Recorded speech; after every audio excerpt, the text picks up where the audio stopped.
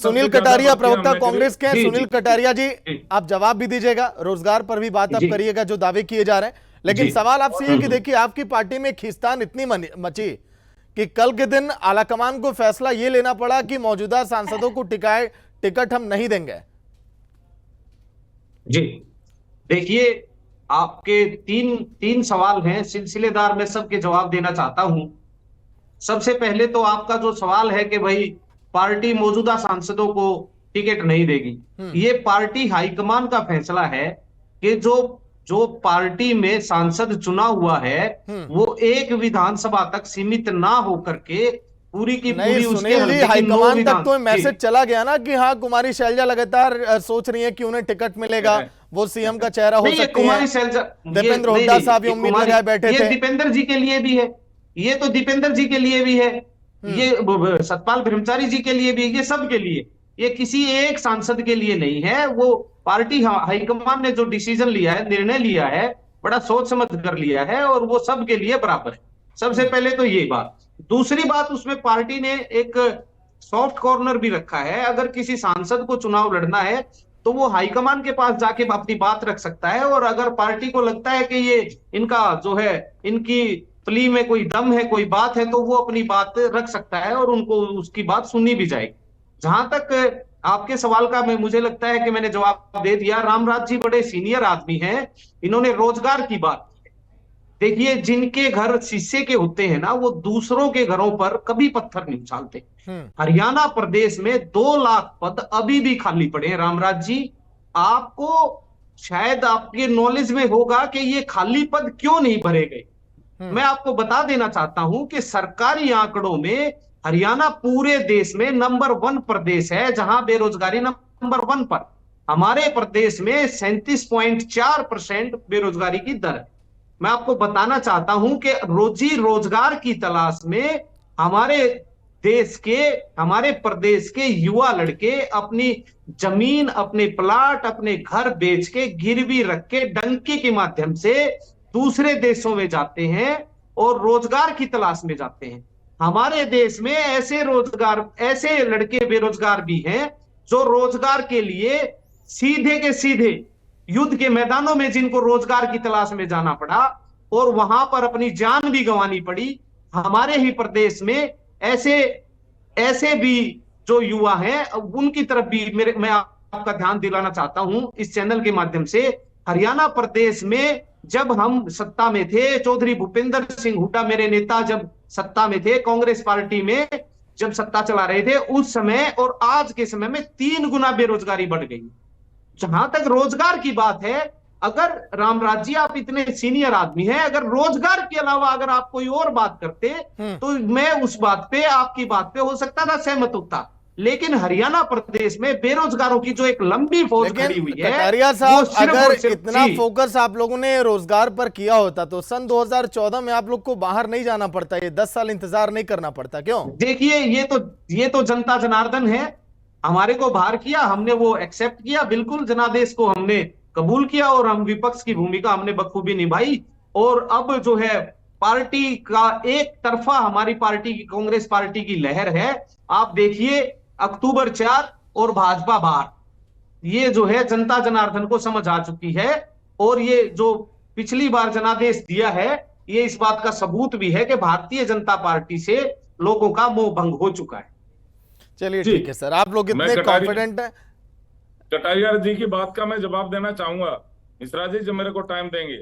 जी ठीक है, मैं लौट कर आऊंगा। अच्छा चलिए, अगर आपका छोटा जवाब है तो बेशक आप दीजिए। आप बिल्कुल छोटा जवाब है।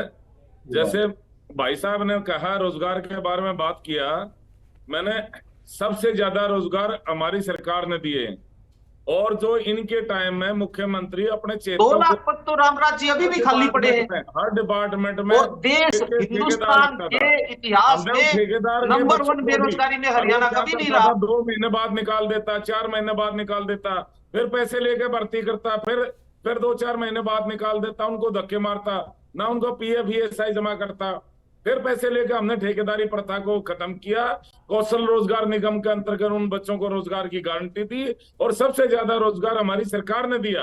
और फिर इनके कांग्रेस ने एक भर्ती रोको गैंग बना रखा है, भर्ती रोको गैंग। वो क्या करता है, अभी बच्चों ने कल परसों वहां पे चंडीगढ़ में इनके दफ्तर के आगे वो धरना प्रदर्शन भी किया है। भर्ती रोको गैंग उसमें कोर्ट में जाके उस पर स्टे ले लेता है, वो भर्ती नहीं होने देता। फिर भी हमने लगभग 1.5 लाख के करीब भर्तियां करी। कटारिया साहब, सबसे कल ज्यादा जो भर्तियां हुड्डा हमने साहब के आवास के बाहर जो प्रदर्शन हुआ था उसका जिक्र कर रहे हैं यहाँ पर।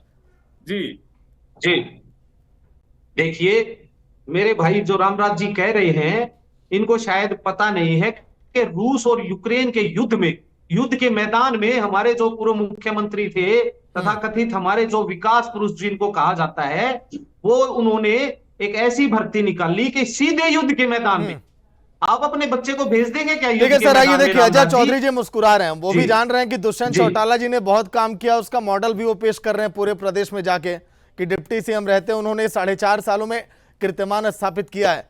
अजय चौधरी जी बताइए, क्या डिप्टी सीएम रहते दुष्यंत चौटाला ने जो काम किया उसके मॉडल के आधार पर आपको लग रहा है कि प्रदेश की जनता एकदम आप लोग को चुन लेगी इस बार? अजय चौधरी। सागर जी, ये फैसला तो हरियाणा प्रदेश के मतदाता को करना है कि चुनाव में वो किसको चुने, लेकिन हम हरियाणा प्रदेश के लोगों के बीच में जाकर के कहेंगे कि हमने आप लोगों से वायदा किया था कि दुष्यंत चौटाला अगर हरियाणा प्रदेश के चीफ मिनिस्टर बने तो हरियाणा प्रदेश के युवाओं को प्राइवेट सेक्टर में 75% आरक्षण दिया जाएगा। हरियाणा प्रदेश के मतदाता ने हमें मात्र 10 सीट दी, लेकिन हमने अपना वायदा पूरा किया। हमने अपना चुनाव घोषणा पत्र में ये भी वायदा किया था कि हरियाणा प्रदेश का चीफ मिनिस्टर दुष्यंत चौटाला बना तो 50% पंचायती चुनाव में महिलाओं को आरक्षण देंगे। मात्र 30 सीट आने पर भी हमने अपना वायदा पूरा किया। हमने हरियाणा प्रदेश की महिलाओं को डिपो के अंदर 33% आरक्षण देने का वायदा किया था। मात्र 10 सीट आने पर भी हमने वायदा पूरा किया। बीसीए के साथियों से हमने वायदा किया था कि पंचायत के चुनाव में 8% हिस्सेदारी आपको देंगे। हमने वायदा पूरा किया। हमने ये वादा भी हरियाणा प्रदेश के युवा लोगों से किया था कि रविदास जी का मंदिर हरियाणा प्रदेश में बनाएंगे।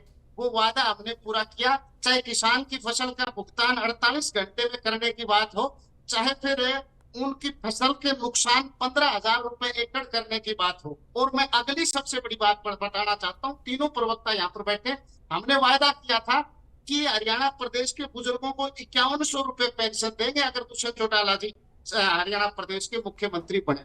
लेकिन वो मुख्यमंत्री नहीं बन पाए। लेकिन फिर भी मैं आपको कहूंगा कि चौटाला साहब के शासनकाल में 6 साल के शासनकाल में 300 रुपए बढ़े, हुड्डा साहब के 10 साल में 700 रुपए बढ़े, और ये सिर्फ 4.5 साल का शासनकाल था जिसमें हम मात्र सहयोगी रहे।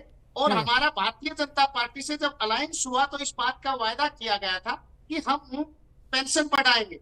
इन मात्र 4.5 साल में 1000 रुपया बढ़ाएगा, जो हरियाणा के इतिहास में सबसे ज्यादा है। तीसरी बात मैं कहूंगा, आज 2 यात्राएं चल रही हैं। दीपेंद्र सिंह हुड्डा हरियाणा प्रदेश के युवाओं को जागरूक करने के लिए हिसाब मांगने वाली यात्रा लेकर के चल रहे हैं। उधर हरियाणा प्रदेश के मौजूदा चीफ मिनिस्टर संकल्प यात्रा लेकर के चल रहे हैं। तो मैं सबसे पहले तो कांग्रेस के प्रवक्ता यहाँ पर बैठे हैं कि हरियाणा प्रदेश में वो हिसाब मांग रहे हैं। हरियाणा प्रदेश में हिसाब मांगने वालों से हरियाणा प्रदेश का किसान हिसाब मांग रहा है कि इनके 10 साल के शासनकाल में किसान के 2-2 रुपए के चेक आते थे। प्रॉपर्टी डीलरों के साथ मिलकर के सेक्शन 4 और 6 के नोटिस देकर के किसानों की बेशकीमती जमीनें लूट ली जाती थी। हरियाणा का युवा पूछता है कि एक क्षेत्र विशेष के युवाओं को रोजगार देकर के बाकी प्रदेश के युवाओं, देखिए आपके पार्टियों के नेताओं का देखिए दबदबा तो है, इसका अंदाजा मुझे लग गया जब कल 4 कैंडिडेट का ऐलान किया इनेलो ने। विजेंद्र रेणु साहब हैं सर, आप लोगों ने कल के दिन 4 सर, मैं 20 सेकंड में अपनी बात पूरी करूंगा, और अगर आप बीच में रोकते हैं तो शायरी किसी भी बात को कहने का सबसे बेहतरीन तरीका है एक शायरी के माध्यम से। मैं दीपेंद्र हुड्डा पर अपनी बात खत्म करना चाहता हूँ कि बर्बाद गुलिस्तां करने वाले आज गुलाब मांग रहे हैं, चोर लुटेरे आज इंसाफ मांग रहे हैं, और जिन्होंने 10 साल सरेआम लूटा इस हरियाणा प्रदेश को, आज वो दूसरों से हिसाब मांग रहे हैं। पहले अपना हिसाब तो दे दें। चलिए बहुत खूब सर, जब कभी सम्मेलन में करूंगा तो आपको बुलाऊंगा सर उस दिन। आप बहुत देखिए बेहतर तरीके से तंज आप कस रहे हैं सरकारों पे।